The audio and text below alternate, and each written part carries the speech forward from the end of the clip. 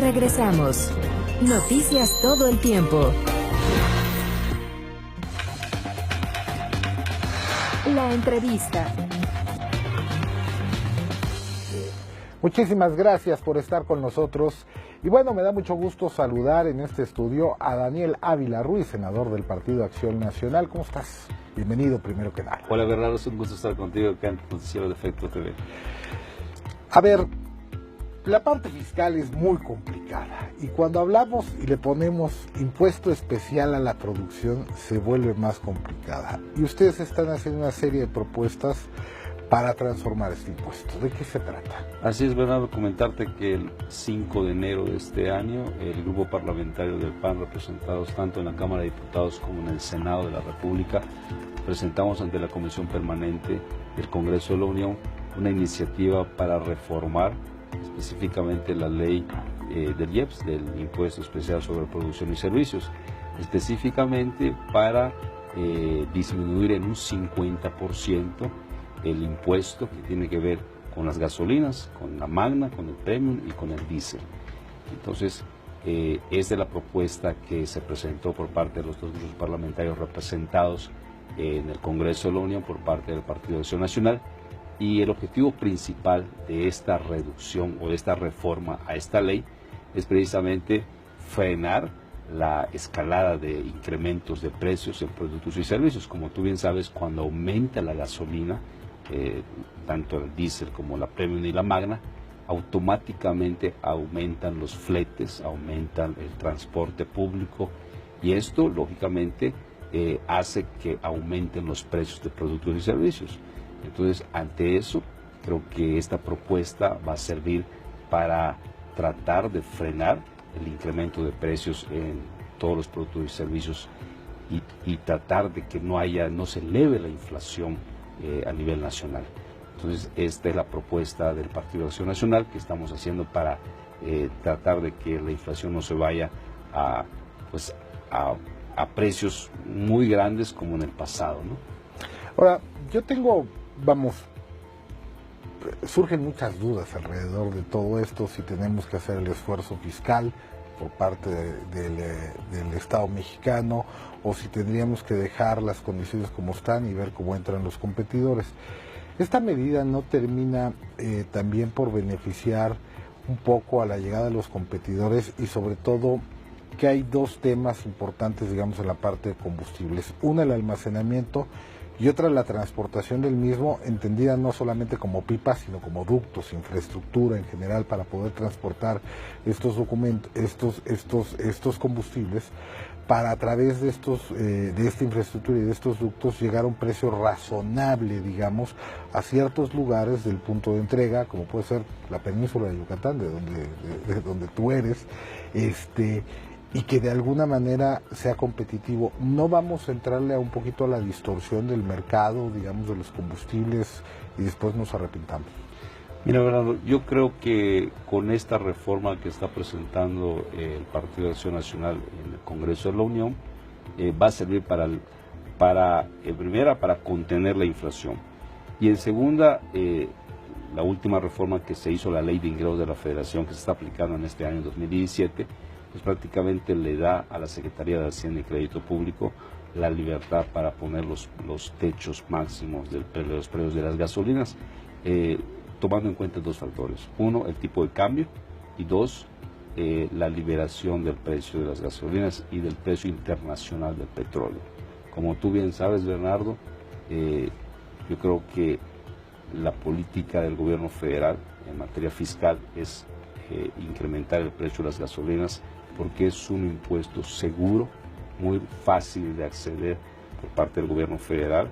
Es fácil de cobrar, pues. Fácil de cobrar, exactamente. Uno.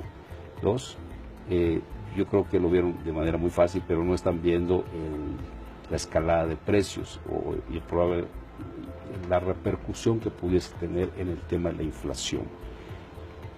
Como tú bien sabes, los precios del crudo, del petróleo, han caído, y eso lógicamente son ingresos menores para el gobierno federal, para Petróleos Mexicanos y por desde luego para el gobierno federal.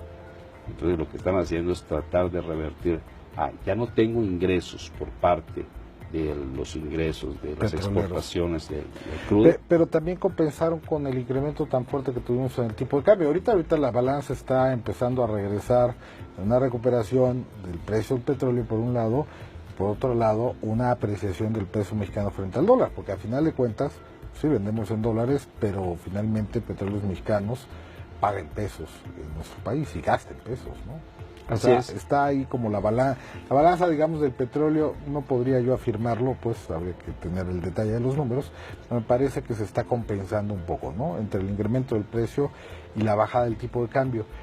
Y entonces esto me lleva a lo que tú planteas de uno de los dos ingredientes importantes, o de los tres ingredientes importantes en el precio de la gasolina, que es el precio del petróleo y el precio del dólar, que se van a balancear. Y el gran problema es el transporte del combustible. Así es, inclusive comentarte ahora que hablabas de la península de Yucatán, de mi tierra, de Yucatán, hay tres, en el estado de Yucatán se dividió en 3 regiones, y en cada región hay precios diferentes de las gasolinas y del diésel. De donde yo soy oriundo de Tizimín, es la región con el precio más alto de las gasolinas. ¿Por qué? Porque se supone que el transporte hacia esa región es la más lejana. Entonces por eso el precio está se eleva bastante en el mismo estado de Yucatán. Bueno, aquí te puedo platicar en la Ciudad de México que de una calle a otra cambia el precio del combustible, ¿no? Entre la delegación Azcapotzalco, que es la que hoy tiene el precio más bajo del día de hoy, contra la delegación Miguel Hidalgo, que está pegada a la delegación Azcapotzalco, ¿no? O sea, es un fenómeno que poco podemos comprender, porque decimos, vivimos en las mismas ciudades o vivimos en el mismo estado, vivimos a una distancia razonable unos de otros, digamos, ¿no? Para fijar un precio. Y Bernardo, comentarte rápidamente, de enero a la fecha, al día de hoy, en el caso de la gasolina Magna ha subido en promedio un 10% en el transcurso del 1 de enero a la fecha. En el caso de la Premium ha subido un 16%, y en el caso de la Magna, del diésel, un 12%. Entonces, aunque ahora ya no son pues los gasolinazos mensuales, sino que al principio de año hubo un incremento muy fuerte, y día con día se comporta dependiendo, baja un centavo, sube un centavo, dependiendo, ¿no? Pero yo creo que sí, el efecto que nos hicieron los primeros días de enero, que hubo un incremento muy fuerte de las gasolinas, aparentemente yo creo que sí nos afectó en los precios de los productos y servicios aquí en México, ¿no? Y eso pudiese impactar en el transcurso de todo el año en un aumento de la inflación, ¿no? Que es lo que tendremos que estar cuidando, bueno, en el primer término del gobierno federal por parte de la Secretaría de Hacienda y Crédito Público.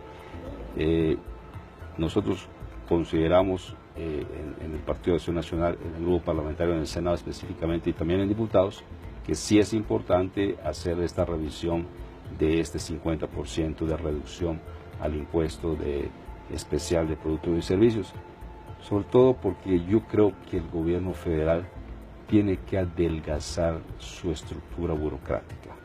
Te comento que varios senadores el año pasado presentamos una iniciativa para reducir el aparato burocrático del gobierno federal, no solamente acá en oficinas centrales, sino en todos los estados, en todas las entidades federativas donde hay delegaciones de todas las secretarías.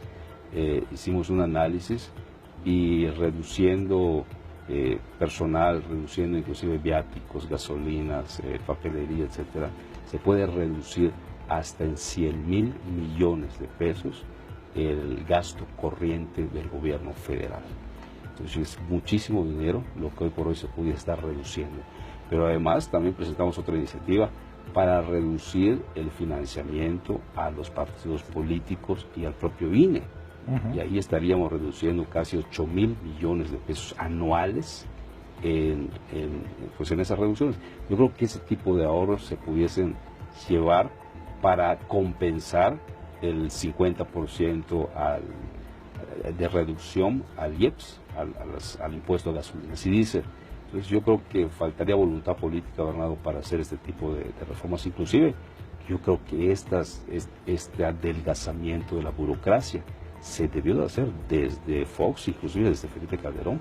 Daniel, te propongo que hagamos una pausa y regresemos con este tema un poco para ver cuál es la viabilidad y que no se quede simplemente en un enunciado en una presentación en la tribuna, sino qué tendría que suceder y qué tendría que conjuntarse para que esto a final de cuentas se tradujera pues en una realidad, ¿no? Mira, verdad, no fácilmente comento que esta iniciativa que se presentó es el 5 de enero de este año en el Congreso de la Unión. El 1 de enero, que fue el primer día de periodo ordinario de sesiones del Congreso de la Unión, ya fue turnado a comisiones en la Cámara de Diputados.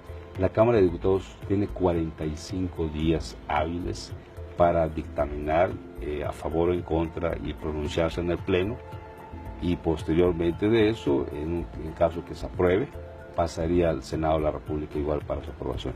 Entonces estamos hablando de que antes del 30 de abril, que termine el periodo ordinario de sesiones del Congreso de la Unión, estaríamos, si hay voluntad política de todos los grupos parlamentarios representados en el Congreso de la Unión, se pudiese estar haciendo esta reducción del 50% al IEPS, específicamente gasolinas y diésel. Hacemos una pausa, Daniel, y volvemos. Mucho gusto. En un momento continuamos. Noticias todo el tiempo.